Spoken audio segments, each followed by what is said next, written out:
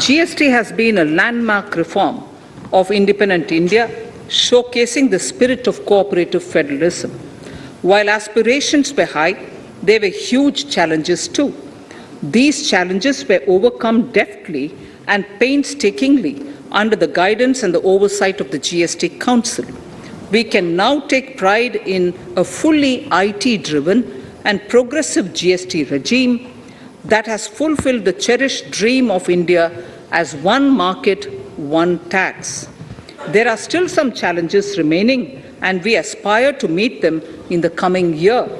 The right balance between facilitation and enforcement has engendered significantly better compliance, and enforcement has engendered better compliance.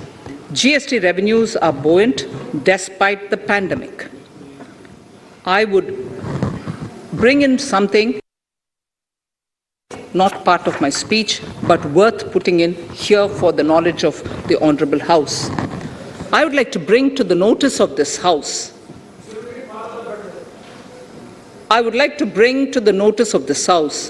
that the gross GST collections for the month of January 22 are rupees 1,40,986 crores, which is the highest since the inception of GST. This has been possible due to rapid economic growth, recovery, post-COVID,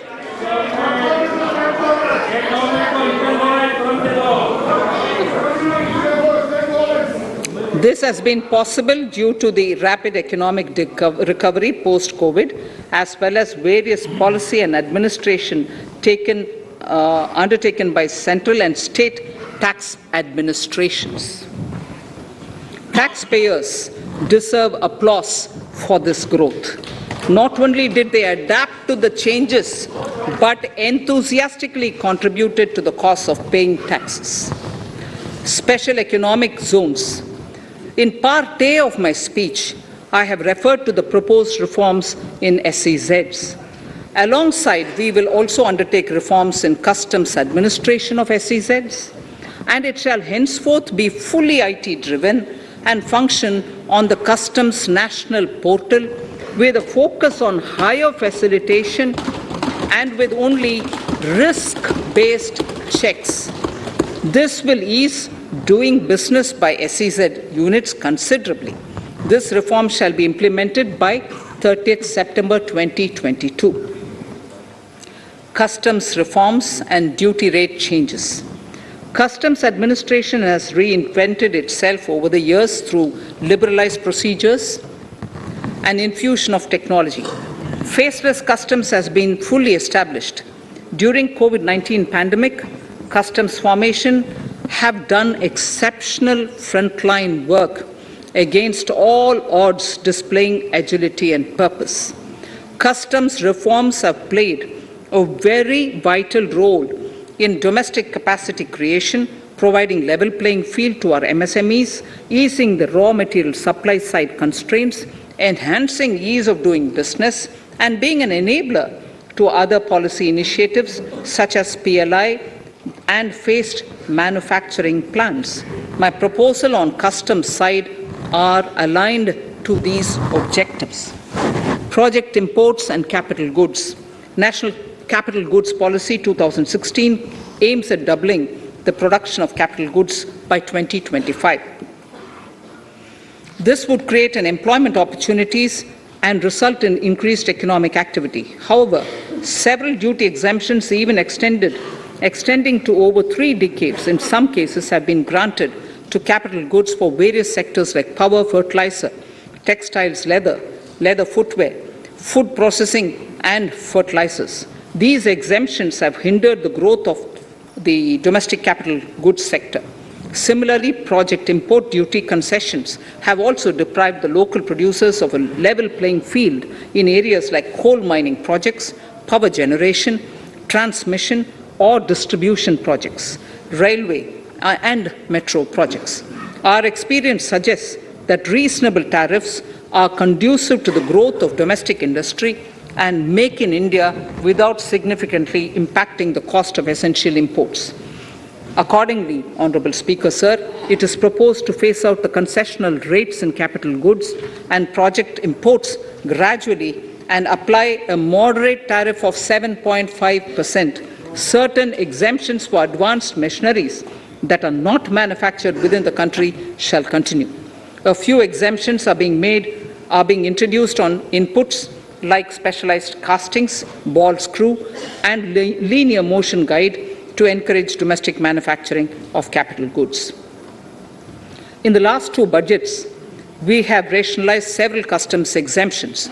We have once again carried out an extensive consultation, including by crowdsourcing. As a result of these consultations, more than 350 exemption entries are proposed to be gradually phased out. These include exemptions on certain agricultural produce,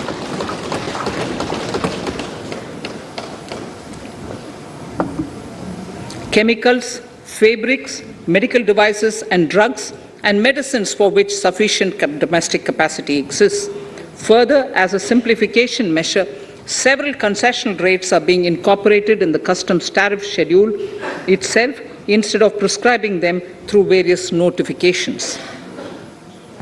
This comprehensive review will simplify the customs rate and tariff structure, particularly for sectors like chemicals, textiles, and metals, and minimize disputes. Removal of exemption on items which are or can be manufactured in India and providing concessional duties on raw material that go into manufacturing of intermediate products will go many a step forward in achieving our objective of Make in India and Atmanirbhar Bharat. I shall now take up specific sector-specific proposals. Electronics. Electronic manufacturing has been growing rapidly. Customs duty rates are being calibrated to provide a graded rate structure to facilitate domestic manufacturing of wearable devices, hearable devices, and electronic smart meters. Duty concessions are being given to parts of transformer of mobile phone chargers and camera lens of mobile camera module and certain other such items. This will enable domestic manufacturing of high-growth electronic items. Gems and jewelry. To give a boost to the gems and jewelry sector, customs duty on cut and polished diamonds and gemstones is being reduced to 5%. Simply sawn diamond would attract nil customs duty. To facilitate export of jewelry through e-commerce, a simplified regulatory framework shall be implemented by June this year. To disincentivize import of undervalued imitation jewelry, the customs duty on imitation jewelry is being prescribed in a manner that a duty of at least 400 rupees per kg is paid on its import. Chemicals. Customs duty on certain critical chemicals, namely methanol, acetic acid, and heavy feedstocks for petroleum refining are being reduced, while duty is being raised on sodium cyanide, for which adequate capacity in the domestic arena exists. These changes will help in enhancing domestic value addition. MSMEs. Duty on umbrellas is being raised to 20%. Exemption to parts of umbrellas is being withdrawn. Exemption is also being rationalized on implements and tools for agricultural sector which are manufactured in India. Customs duty exemption given to steel scrap last year is being extended for another year to provide relief to MSME secondary steel producers. Certain anti-dumping and CVD on stainless steel and coated steel flat products, bars of alloy steel and high-speed steel are being revoked in larger public interest considering prevailing high prices of metals. To incentivize exports, exemptions are being provided on items such as embellishment, trimmings, fasteners, buttons, zipper, lining material, specified leather, furniture fittings, and packaging boxes that may be needed by bona fide exporters of handicrafts, textiles, leather garments, leather footwear, and other goods. Honorable Speaker, sir, duty is being reduced on certain inputs required for shrimp aquaculture so as to promote its exports. Tariff measure to encourage blending of fuel. Blending of fuel is a priority for this government. To encourage the efforts for blending of fuel, unblended fuel shall attract an additional differential excise duty of rupees 2 per litre from first day of October 22. A few other changes are being made in duty rates, customs, tariff and customs law, the details of which are there in the finance bill.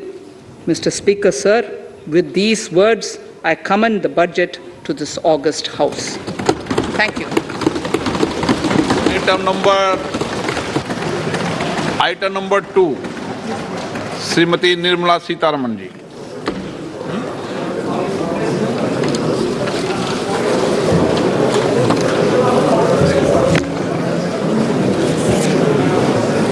Sir, with your permission, I rise to lay on the table the following statements under Section 3(1) of the Fiscal Responsibility and Budget Management FRBM Act 2003, Medium-Term Fiscal Policy cum Fiscal Policy Strategy Statement and Macroeconomic Framework Statement.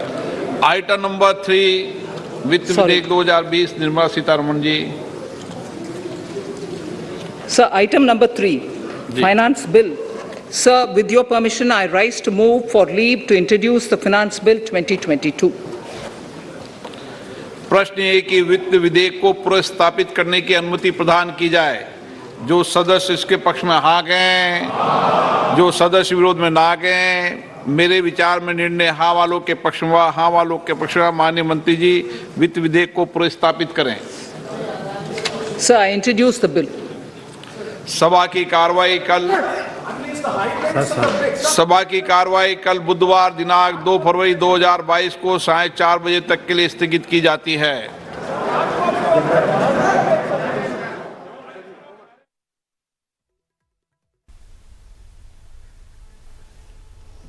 সংসদত দাখিল কৰিলে 2022-23 বৰ্ষৰ বিত্তীয় budget. কেন্দ্ৰীয় বিত্তমন্ত্ৰী নিৰ্মলা সীতাৰমণে দাখিল কৰে বাজেট।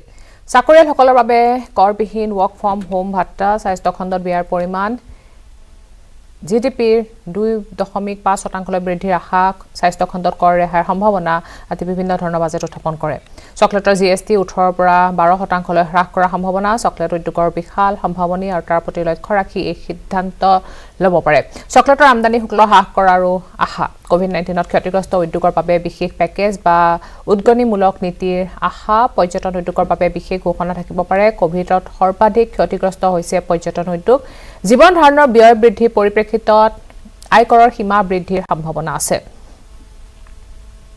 কোভিড চিকিৎসাৰ নামত হোৱা ব্যয় কৰ ৰেহাই দিয়াৰ সম্ভাৱনা, দেশত কোভিড-19ৰ বাজেট পৃথককৈ প্ৰয়োজন হ'ব নেকি? From India at 75 to India at 100. It continues to build on the vision drawn in the budget of 21-22. Its fundamental tenets, which included transparency of financial statement and fiscal position, reflect the government's intent, strengths and challenges. This continues to guide us. The initiatives of the এই আসলে পোনপটীয়া সম্প্ৰচাৰ খবৰ আৰু